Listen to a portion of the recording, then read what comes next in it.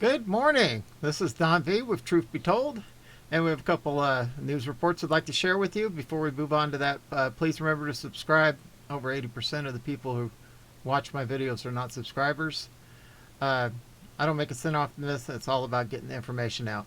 At any rate, without ado, let's move to the first one. It says, Un-American disgrace. Terrorist-Sympathizer Ilhan Omar tweets photo of 9/11 attacks on Deadliest day in decade for U.S. military. In a sick display of disrespect, radical progressive Representative Ilhan Omar, Democrat, Minnesota, tweeted out a photo of the 9/11 attacks on the same day 13 U.S. soldiers were killed, among dozens of others in a pair of barbaric terrorist attacks at the Kabul airport. Omar tweeted the photo along with an incoherent rant about her being old enough to remember the backlash she had received for her previous comments about 9/11 that downplayed the vile terrorist organization who savagely murdered thousands of Americans. She just cannot help herself. And then there's a link here. Keep in mind, Omar is a Muslim refugee from Somalia. She wouldn't be able to enjoy the freedoms that she has without U.S. military members, like the ones who tragically lost their lives today in Afghanistan. Instead of honoring them or paying her respect, she spits down on them with ingratitude. In addition to her clear hatred for America, she has a long history of defending terrorist organizations and frequently spewing anti-Semitic garbage. But hey, anyone who would marry their brother can't be that stable, right? Ugh, that makes me sick. So let's get this straight. She's a radical anti-Semite, a progressive American hating socialist, a terrorist sympathizer, a brother lover, and a fraudster. In other words, she's the whole package. Jeez, the Democrats really know how to pick them, don't they? Exactly. Moving on. It says, watch, Ashli Babbitt's husband appears on Tucker Carlson to respond to MSNBC's interview with her killer. Ashli Babbitt's husband, Aaron, appeared on Tucker Carlson Tonight on Thursday and responded to the MSNBC interview with his wife's killer. Lieutenant Michael Byrd broke his silence and confirmed his identity with an on-camera interview with MSNBC earlier in the evening. Capitol Police previously refused to confirm the shooter's name, even though it was reported all over the right-wing media, including the Gateway Pundit. During his MSNBC appearance, Byrd said that he saved countless lives by killing Babbitt, who was unarmed. He also complained that he has been getting death threats since killing the Air Force veteran. The officer said that it was disheartening and that he was simply doing my job. Do you want to watch this puke? I don't know if I do or not. Let's give it a quick listen. Your name has been battered about on the internet, but you've never been officially, publicly identified. Do you want to tell us who you are? My name is Michael Byrd.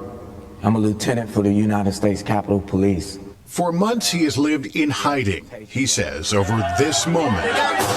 His decision to use deadly force against a rioter as she climbed through a barricaded door that leads to the House chamber. In the months since, he's been the target of threats. Could you give us the nature of some of those threats? They talked about, killing me, cutting off my head, very vicious and cruel things. Racist things? There were some racist attacks as well. It's all disheartening because I know I was doing my job. Given the nature of the threats that you describe, do you have any concern about showing your face and identifying yourself? Of course I do. That is a very vital point, and it's something that is frightening. I believe I showed the utmost courage on January 6th, and it's time for me to do that now. Responsible that day for securing the House chambers, Byrd couldn't see what Americans were witnessing on their TVs, but he could hear it in the pleas from other officers. Were you afraid that day? I was very afraid. What are you hearing on your radio? I'm hearing about the breaches of different barricaded areas, officers being overrun, officers being down. Did you ever hear a call or a report of shots fired during any of this? As a matter of fact, I did. There was reports of shots fired through the house main door onto the floor of the chamber. Later, those reports would prove to be false. Well, guys, that's about all I can listen to that scumbag. This guy is just burns me up that he could shoot a veteran who doesn't have nothing in her hands. It's just doing nothing more than coming through a window. She shouldn't have made that decision, but he could have handled that completely differently. At any rate, moving on, it says Babbitt's husband did not hold back in his response, saying that the officer needs to suck it up. I don't even want to hear him talk about how he's getting death threats and he's scared. Aaron, Babbitt said, I've been getting death threats since January 7th, 2, 3, 5, 10 a day, and all I did on January 6th was become a widower. So you're going to have to suck it up, bud, and take it. Tucker Carlson also noted that Byrd is the same officer who previously left his loaded weapon in a bathroom in the Capitol building in 2019. Byrd claimed that Babbitt was a threat, which Carlson was quick to call out. She was 5'2". She was unarmed. There were armed police in tactical gear standing right next to her on the other side of the door, Carlson noted.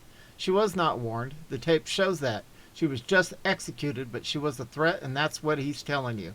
Carlson mocked Byrd for pretending that he's the real victim in the situation.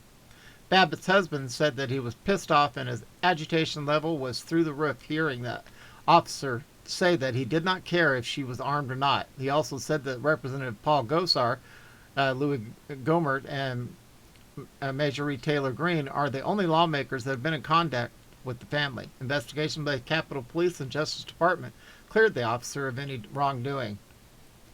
The investigation revealed no evidence to establish that at the time the officer fired a single shot at Miss Babbitt. The officer did not reasonably believe that it was necessary to do so in self-defense or in defense of the members of Congress and others evacuating the House chamber, federal prosecutors said in a statement.